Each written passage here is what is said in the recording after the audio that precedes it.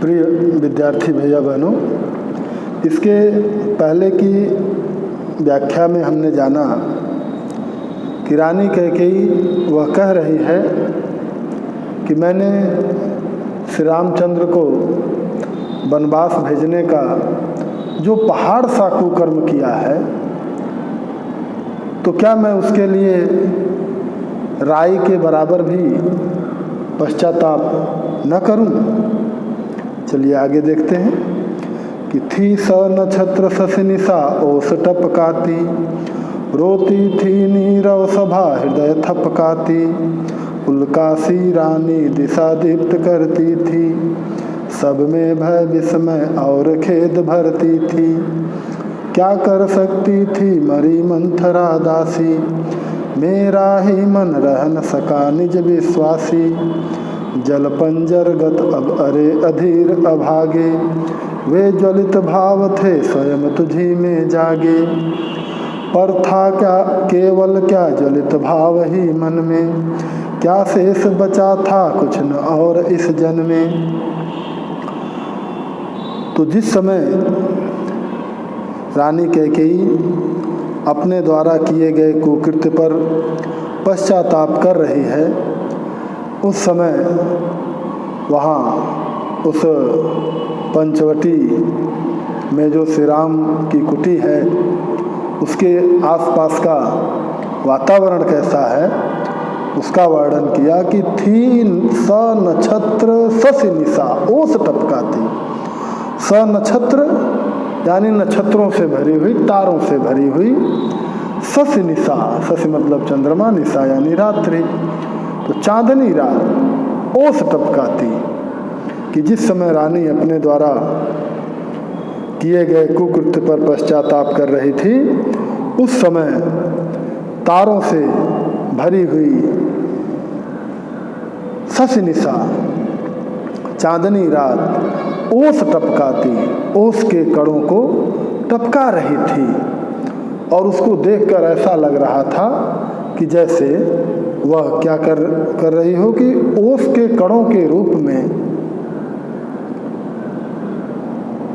आंसुओं की वर्षा कर रही है। चांदनी रात ओस के कणों के रूप में आंसुओं की वर्षा कर रही हो, रोती थी नीरव सभा हृदय थपकाती, और उसके नीचे जो नीरव, नीरव यानी शांत, सभा हृदय थपकाती, और उसके नीचे शांत यानी मौन सभा, वह क्या है? हृदय थपकाती, अपने हृदय को थपकाते हुए, थपथपाते हुए क्या कर रही थी? रुदन कर रही थी, रो रही थी। उल्कासी रानी दिशा दीप्त करती थी।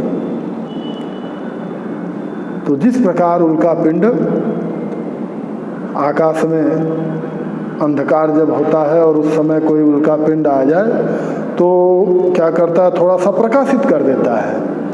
तो उसी प्रकार रानी भी वहाँ पर जो अंधकार व्याप्त था, तो उसी उल्का की भांति रानी भी उस अंधकार में सर्वत्र प्रकाश बिखेर रही थी। सब में भय विस्मय और खेद भरती थी, और अपने पश्चाताप से रानी वहाँ पर उपस्थित जो लोग थे उन सभी के अंदर भय, विस्मय यानी आश्चर्य, खेद यानी दुख, तो वहाँ पर उपस्थित जितने भी लोग थे उन सभी के अंदर ये सब चीज़ें, भय, विस्मय और दुख के भाव को एक साथ उत्पन्न कर रही थी। क्या कर सकती थी मरी मंथरा दासी, मेरा ही मन रह न सका निज विश्वासी। वह आगे कह रही है कि मरी मंथरा दासी, कि बेचारी मंथरा दासी, उसकी क्या औकात है? वह क्या कर सकती थी? वह तो एक साधारण दासी थी, उसके पास इतना बल कहाँ कि वह मेरे मन को बदल सके, मेरा ही मन रह न सका निज विश्वासी। वास्तव में मेरा ही मन जो है वह अपने ऊपर विश्वास न रख सका। तो जल पंजरगत अब अरे अधीर अभागे। पंजरगत का तात्पर्य होता है पंजर यानी शरीर के अंदर स्थित। तो कैकेयी यहां पर अपने मन को संबोधित करते हुए कह रही है कि जल पंजरगत यानी शरीर के अंदर स्थित मन जल अरे अधीर अभागी। तो अधीर का तात्पर्य होता है अधैर्य, धैर्य न धारण रखने वाले, अभागे कि हे अभागे अधीर मन अब तू जल। क्योंकि वे ज्वलित भाव थे स्वयं तुझी में जागे। वे ज्वलित भाव अर्थात घर को तोड़ने वाले, लोगों को दुखी करने वाले, इस प्रकार के भाव वह तेरे ही अंदर जागे थे, इसलिए अब तू ही जल। पर था केवल क्या ज्वलित भाव ही मन में।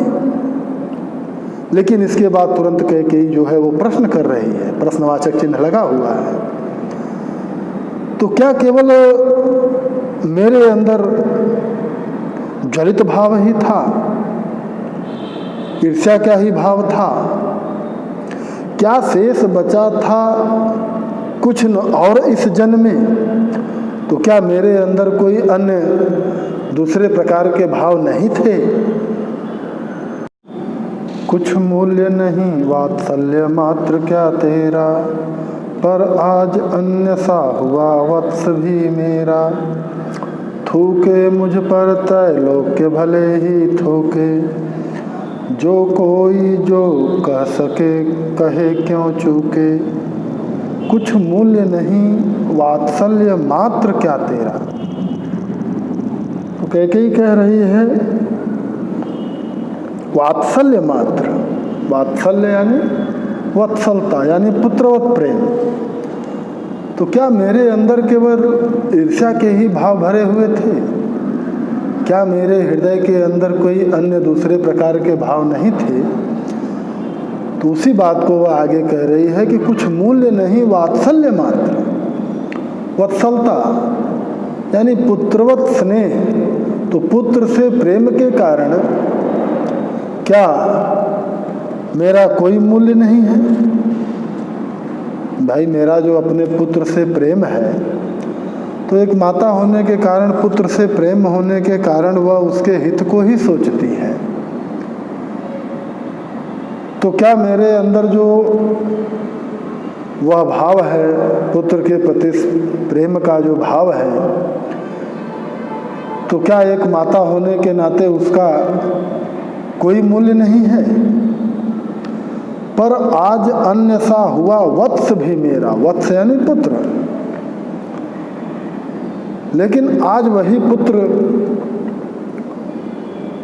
जिसके लिए मैंने इतना सब कुछ किया, लेकिन आज वही पुत्र क्या हो गया है, अन्य सा, वह भी अन्य सा हो गया है, अर्थात पराया सा हो गया है। थूके मुझ पर त्रैलोक के भले ही थूके। तो कैकेयी अपने द्वारा किए गए कृत्य पर पश्चाताप करते हुए कह रही है कि त्रैलोक यानी तीनों लोग, कि भले ही तीनों लोग मुझ पर थूके, जो कोई जो कह सके कहे क्यों चूके। तो जो कोई जिसके भी मन में जिस प्रकार का भी भाव आए वह कहे, किसी प्रकार के कहने में वह चूके नहीं। छीने न मातृपद किंतु भरत का मुझसे, रे राम दुहाई करूं और क्या तुझसे। कहते आते थे यही अभी नर देही, माता न कुमाता पुत्र कुपुत्र भले ही। अब कहें सभी यह हाय विरुद्ध विधाता, है पुत्र पुत्र ही रहे कुमाता माता।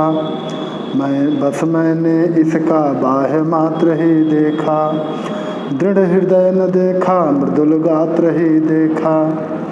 परमार्थ न देखा, पूर्ण स्वार्थ ही साधा, इस कारण ही तो आय आज यह बाधा। आगे फिर कैकेयी कह रही है कि चाहे जिसका जो मन करे वह कहे, छीने न मात्र पद किंतु भरत का मुझसे। रे राम दुहाई करूं और क्या तुझसे। तो हे राम, दुहाई यानी प्रार्थना, कि मुझसे तुम्हारी बस केवल इतनी ही प्रार्थना है कि छीने न मात्र पद,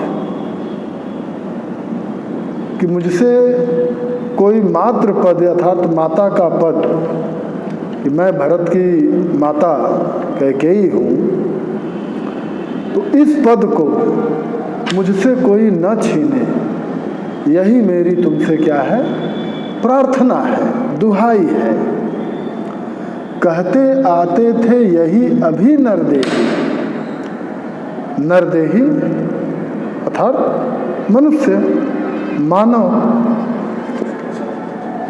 अभी तक यही कहते आते थे कि माता न कुमाता पुत्र कुपुत्र भले ही। यह एक प्रकार की कहावत भी है कि माता कभी कुमाता नहीं हो सकती, पुत्र भले ही कुपुत्र हो जाए, कुकृत्य करने वाला हो जाए। तो उसी बात को वहाँ कह रही है कि कहते आते थे अभी यही अभी नरदेही, कि अभी तक लोग कहावत के रूप में इसी बात को कहते आते थे कि माता न कुमाता, कि माता कभी कुमाता नहीं हो सकती,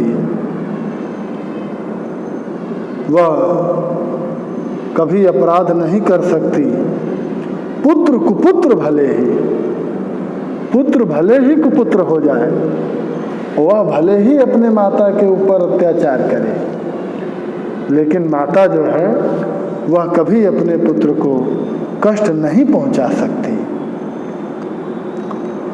अब कहें सभी यह हाय विरुद्ध विधाता, लेकिन अब मेरे द्वारा जो यह कुकर्म यानी कुकृत्य जो हुआ है, अब तो यह विरुद्ध विधाता हो गया, यानी यह कहावत जो है अब उलट गई मेरे कुकृत्य के कारण, कि है पुत्र पुत्र ही, कि पुत्र ने तो अपने कर्तव्यों का निर्वहन ठीक प्रकार से किया, लेकिन रहे कुमाता माता, लेकिन माता अब क्या है, कुमाता हो गई। बस मैंने इसका बाह्य मात्र ही देखा। तो आगे कह रही है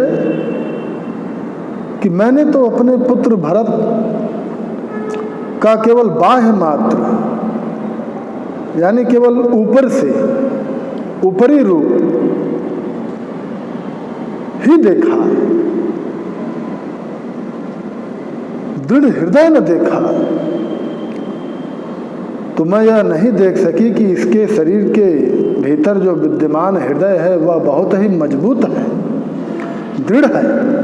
मैंने तो केवल इसको ऊपर से देखा, इसके दृढ़ हृदय को नहीं देख सकी। मृदुल गात्र ही देखा, गात्र मतलब क्या होता है, शरीर, मृदुल यानी कोमल। मैंने इसके कोमल शरीर को ही देखा, परमार्थ न देखा, पूर्ण स्वार्थ ही साधा। परमार्थ अर्थात दूसरों का कल्याण, कि मैंने इसके परमार्थ को, इसके परमार्थिक स्वरूप को नहीं जाना, केवल स्वार्थ, केवल अपने ही स्वार्थ को साधना चाहा,